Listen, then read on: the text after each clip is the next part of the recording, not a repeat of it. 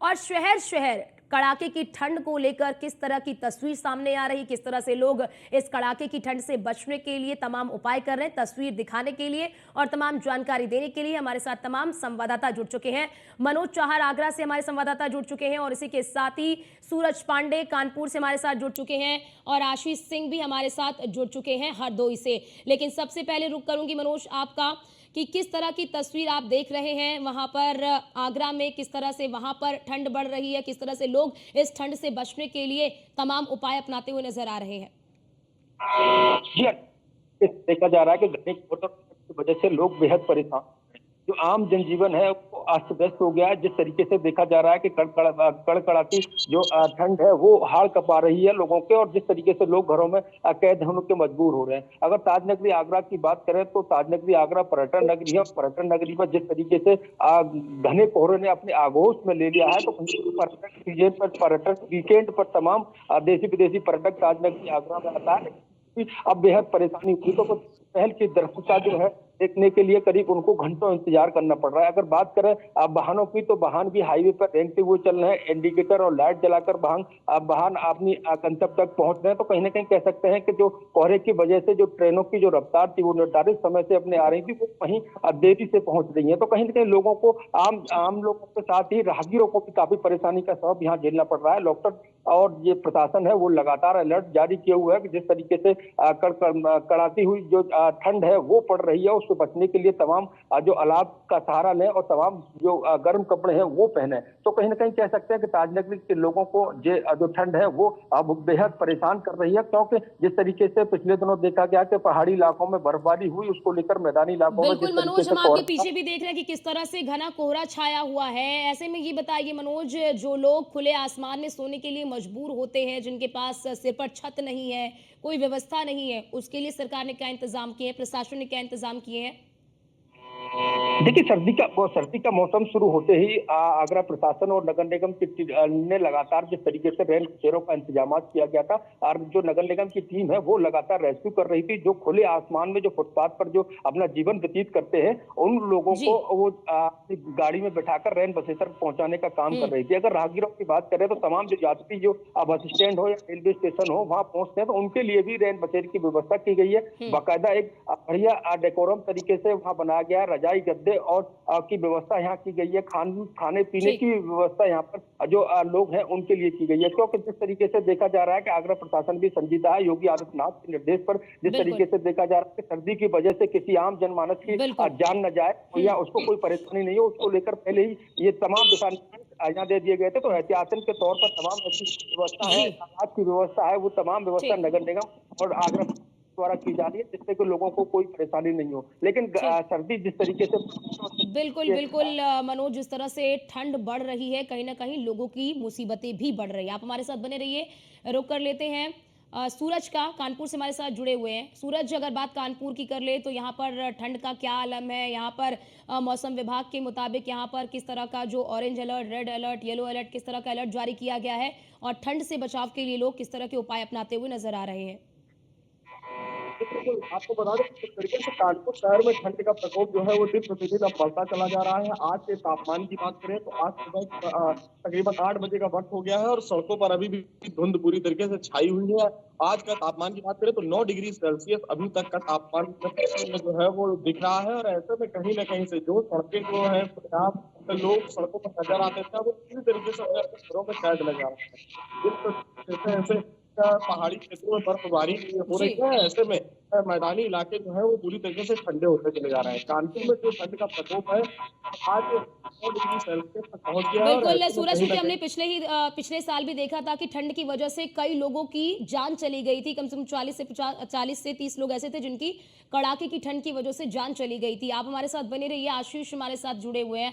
आशीष सिंह हरदोई से हमारे साथ जुड़ चुके हैं। आशीष, बात अगर कर ले हरदोई की, तो हरदोई का फिलहाल तापमान कितना है और यहाँ पर ठंड का कितना असर पड़ रहा है लोगों पर? देखिए, हरदोई में गलन लगातार बढ़ रही है क्योंकि तेज शीतलहर चल रही है। उस शीतलहर के चलते गलन बढ़ी है और जो ठंड है बहुत ज्यादा है, क्योंकि अगर बात करें तो 1 से 8 तक स्कूलों में छुट्टी कर दी गई है। और सबसे बड़ी बात यह है कि रैन बसेरों और अलाव, चूंकि बाहर से जो यात्री आते हैं, ट्रेन से आते हैं या फिर बस से आते हैं, उनके ठहरने के लिए उचित व्यवस्था जिलाधिकारी मंगला प्रसाद सिंह ने की है। रात में वो विजिट भी कर रहे हैं, लगातार रैन बसेरों पर जा रहे हैं, अलाव की व्यवस्था देख रहे हैं। हालांकि कल जिले के प्रभारी मंत्री अरुण असीम आए थे, उन्होंने भी पुलिस कर्मियों को साफ निर्देश दिए हैं कि वहां पर जाएं और निश्चित तौर पर जो पुलिस कर्मी है, अगर कोई व्यक्ति ठंड से मिले और रोड पे पड़े मिले, सोए मिले, तो उनको निश्चित तौर पर रैन बसेरों पे वो ले जाएं। तो निश्चित तौर पर प्रभारी मंत्री और डीएम लगातार लगे हुए हैं। हरदोई के डीएम मंगला प्रसाद सिंह ने रैन बसेरों की लगातार व्यवस्था देख रहे हैं। जिले में जिन जिन जगहों पर अलाव की व्यवस्था है वो देख रहे हैं। हालांकि ग्राम सभा वायर भी उन्होंने आशीष, निर्देशित हरदोई किया में है। कितने रैन बसेरे बनाए गए हैं?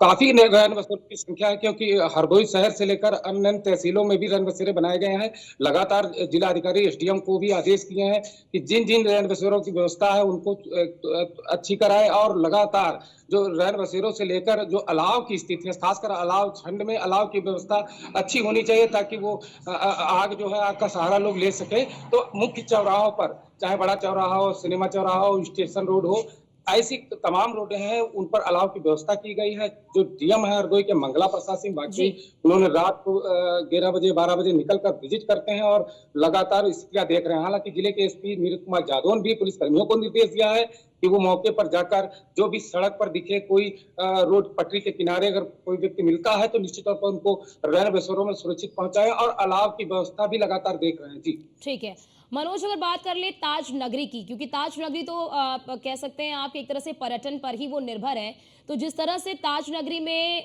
ठंड बढ़ रही है, ठंड का प्रकोप बढ़ रहा है, इसका पर्यटन पर कितना प्रभाव पड़ रहा है? और क्योंकि बड़ी संख्या में जो पर्यटक आ रहे हैं, उनके लिए क्या व्यवस्थाएं की गई हैं ताकि जो पर्यटक हैं वो ठंड से बच सके?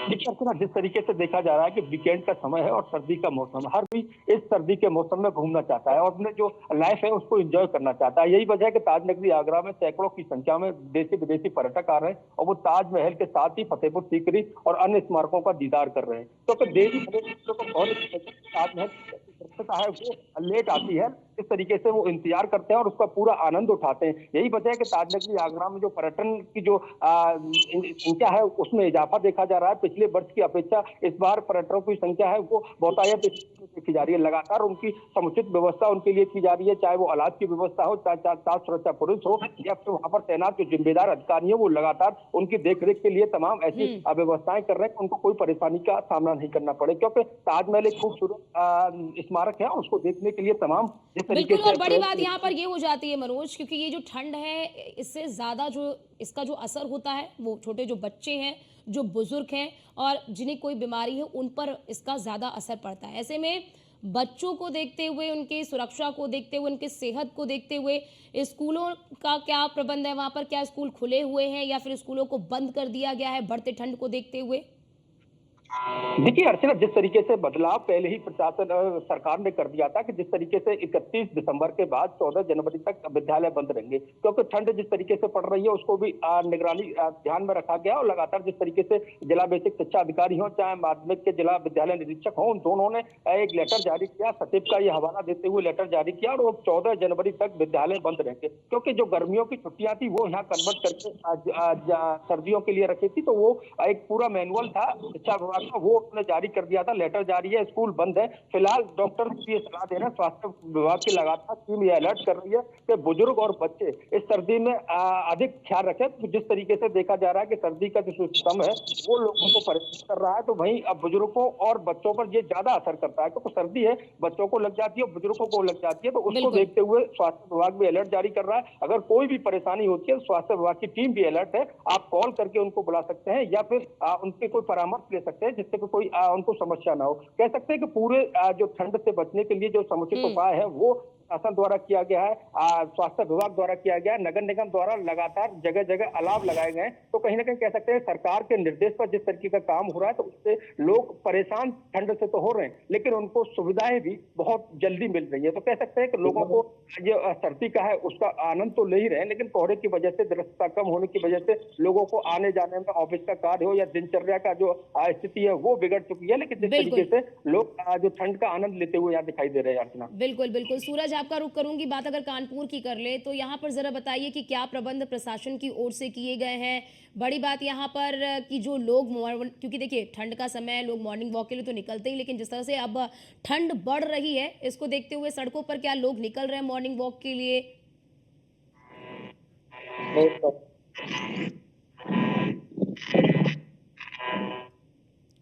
सूरज, आवाज आ रही है आपको?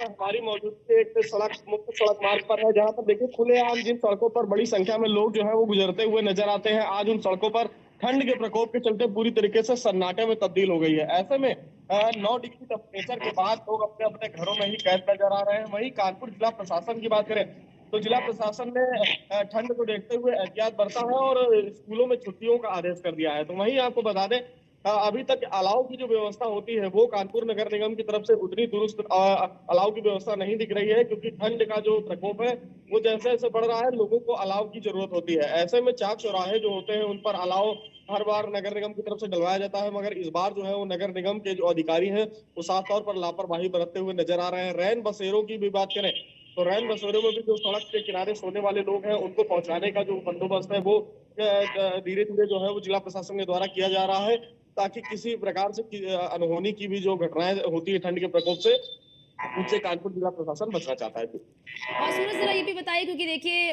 जो सरकारी काम करते हैं उन्हें भी निकलना पड़ता है, मजदूर जो होते हैं, जो लोग होते हैं जिनकी दिनचर्या उनके प्रतिदिन की मजदूरी पर ही निर्भर करता है, उनके लिए क्या व्यवस्थाएं की गई हैं? और बड़ी बात जरा ये भी बताइए, क्या कोई समय में भी कोई परिवर्तन किया गया है? जैसे समझ लीजिए कि जो वर्क फ्रॉम होम है, क्योंकि ठंडी बढ़ रही है, लोग घरों से अब कम निकल रहे हैं और लोगों के स्वास्थ्य को भी देखते हुए क्या वर्क फ्रॉम होम जैसी व्यवस्थाओं को भी लागू किया गया है?